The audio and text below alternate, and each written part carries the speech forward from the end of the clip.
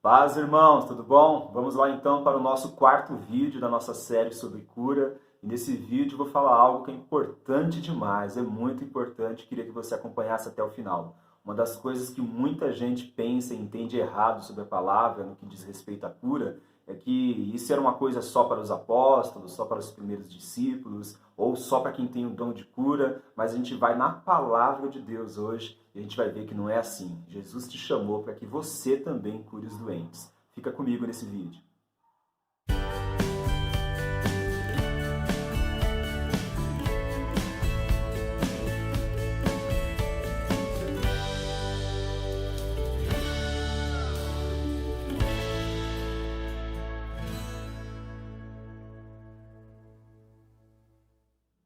Vamos lá então, nós vamos começar em Jesus. Tudo tem que começar em Jesus, Ele é o fundamento, Ele é o princípio de todas as coisas. E se você olhar para a vida de Jesus nos evangelhos, você vai ver que boa parte da vida de Jesus, ou a maior parte do ministério dele, daqueles 3 anos e meio que ele passou na Terra, ele gastou boa parte do seu tempo fazendo poucas atividades, uma variedade pequena de atividades. Ele basicamente pregava o evangelho, curava enfermos, expulsava demônios e fazia discípulos. Essas eram as principais atividades de Jesus. 98% do tempo de Jesus ele dedicou a fazer essas coisas. É claro também oração. Jesus era um homem de oração, de muita busca de Deus. Então a gente vê que Jesus ele curava os enfermos o tempo todo e a palavra é repleta de milagres. Mas ao mesmo tempo que Jesus ele curava os enfermos, ele percebia que havia uma grande necessidade em Israel, ele percebia que a seara era muito grande, que ele precisava enviar mais trabalhadores para o reino, para a seara, para ganhar almas, para pregar o evangelho e curar os enfermos. Então, ele chega um momento da vida dele que depois dele fazer tanto aquilo, ele agora envia os seus 12 apóstolos. E eu queria que você visse comigo isso lá na palavra, em Lucas capítulo 9, versículos 1 e 2. Reunidos os 12, Jesus deu-lhes poder e autoridade para expulsar todos os demônios e curar doenças, e os enviou a pregar o reino de Deus e a curar os enfermos. Então a gente vê aqui que Jesus, em certo momento, ele distribui aquela autoridade, aquele poder que ele tinha para os seus 12 apóstolos e envia os caras para fazer o quê? Exatamente a mesma coisa que Jesus fazia, pregar o evangelho, expulsar os demônios, curar os enfermos. E mesmo assim, Jesus ele olha para aquela situação, 12 homens fazendo aquilo, e ele olha para o tamanho da nação de Israel, ele vê que a seara é muito grande, então ele chama outros discípulos, ele chama outros trabalhadores para a seara. E a gente vê isso lá em Lucas, capítulo 10. Eu queria ler com vocês o versículo 1 e o versículo 9. Depois disso, o Senhor designou outros 72, ou em outras versões, 70. E os enviou 2 a 2 adiante dele, a toda a cidade e lugares para onde ele estava prestes a ir. Curem os doentes que ali houver e digam-lhes: o reino de Deus está próximo de vocês.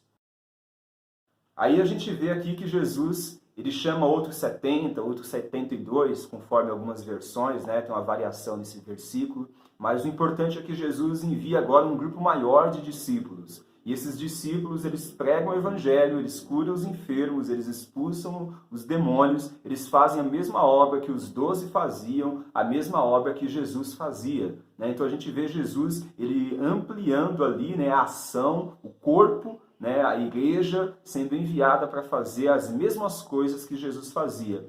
Algumas pessoas dizem que só os apóstolos é que tinham poder, autoridade para realizar milagres, para fazer curas. E isso não é verdade. A gente vê aqui na palavra de Deus, nesse texto de Lucas 10, que além dos 12, Jesus tinha muitos outros discípulos que faziam as mesmas coisas que Jesus fazia. E também, se a gente for lá no livro de Atos, a gente vê outros irmãos que não eram apóstolos e que também realizavam milagres. A palavra fala, por exemplo, de Estevão. Estevão ele realizava muitos prodígios e maravilhas no meio do povo. A palavra fala sobre Filipe. Estevão e Filipe eram diáconos na igreja, não eram apóstolos.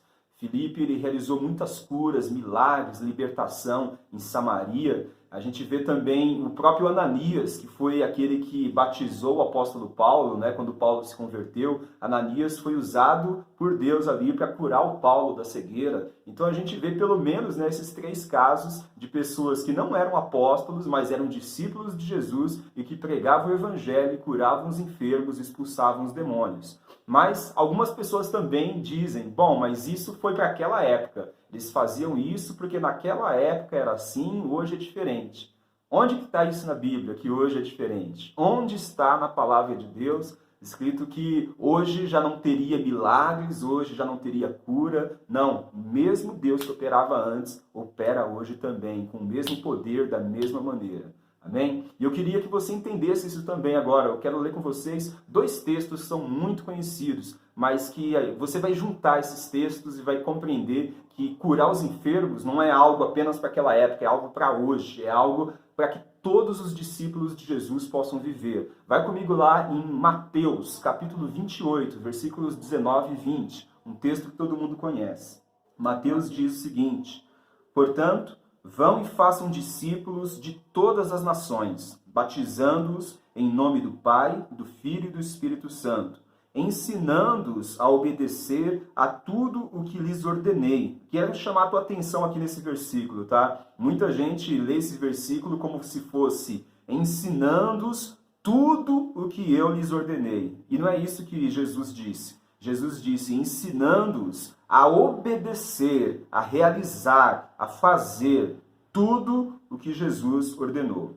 E aí o texto ele conclui dizendo, e eu estarei sempre com vocês até o fim dos tempos. Então a gente vê aqui que Mateus ele traz esse relato sobre esse mandamento de Jesus. Jesus ele já havia morrido, ressuscitado e passado 40 dias com os discípulos. E aí ele está ali se despedindo dos discípulos e ele dá essa ordem. Ele diz para que eles vão por todo mundo, preguem o evangelho, façam discípulos de todas as nações, ganhem almas e que ensinem esses discípulos que serão ganhos, que eles devem obedecer a tudo aquilo que Jesus tinha ordenado.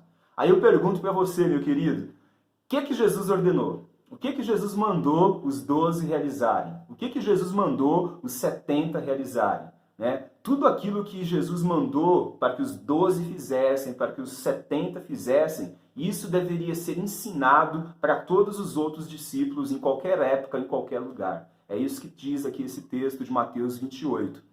E aí entra, é claro, todo o ensino de Jesus, tudo aquilo que a gente vê, por exemplo, no Sermão do Monte, né? Todos os ensinamentos, mas também tudo aquilo que Jesus mandou eles fazerem, eles realizarem, né? Incluindo curar os enfermos, expulsar os demônios, batizar pessoas, pregar o evangelho, tudo isso faz parte do nosso chamado como servos de Deus. Eu quero ler um último texto aqui para você enxergar com mais clareza ainda essa verdade, lá em Marcos, capítulo 16, a gente vai pegar do versículo 15 ao versículo 20.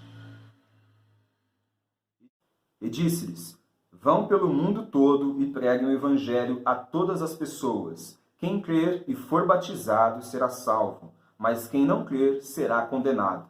Geralmente as pessoas não têm problema com esses textos, né, com esses versículos. Elas entendem que nós temos que ir pregar o evangelho e temos que batizar as pessoas. Isso não é problema. Mas muita gente deixa, sua mente ser dominada quando vem esse texto a seguir. Estes sinais acompanharão os que creem. Em meu nome expulsarão demônios, falarão novas línguas, pegarão em serpentes, e se beberem algum veneno mortal, não lhes fará mal nenhum. Imporão as mãos sobre os doentes e estes ficarão curados. Geralmente as pessoas têm um problema com esse texto aqui, né? Elas pensam no seguinte, isso é algo que pode acontecer, acontece com algumas pessoas, com quem tem um dom especial, mas não é isso que Jesus está falando. Jesus falou que todos aqueles que crescem, eles teriam que fazer, eles seriam acompanhados, né, por esses sinais. Eles iriam libertar pessoas de demônios, eles iriam falar em novas línguas. Se eles passassem por perigos, né, eles seriam livrados desses perigos. Se eles impusessem as mãos sobre os doentes seriam curados. Tudo isso faz parte do chamado de Deus para as nossas vidas. E aí a palavra continua nesse texto. Depois de lhes ter falado, o Senhor Jesus foi elevado ao céu e assentou-se à direita de Deus. Então os discípulos saíram e pregaram por toda parte, E o Senhor cooperava com eles, presta atenção nisso. Os discípulos saíram e pregaram em todos os lugares. Mas não foi só isso, não foi só pregação do Evangelho. E o Senhor cooperava com eles, confirmando-lhes a palavra com os sinais que a acompanhavam.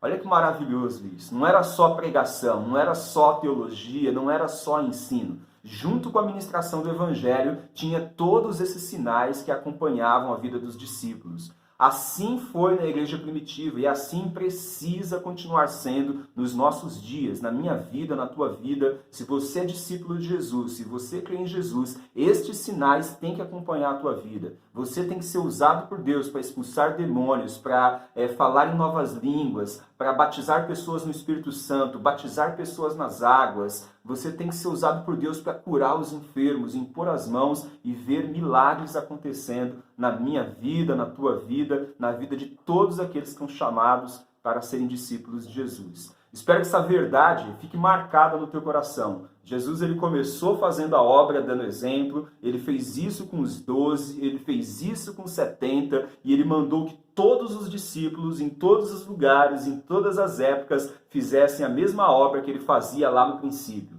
Pregar o Evangelho, curar os enfermos, expulsar os demônios. Esse é o nosso chamado no reino de Deus. Que Deus te abençoe, que você seja fortalecido por essa palavra. Fica firme. Se você ainda não viu os outros vídeos dessa série, vê lá no nosso canal. E se você ainda não está inscrito no nosso canal, se inscreva, por favor. Isso ajuda muita gente. Tá bom? Deus te abençoe e fica na paz.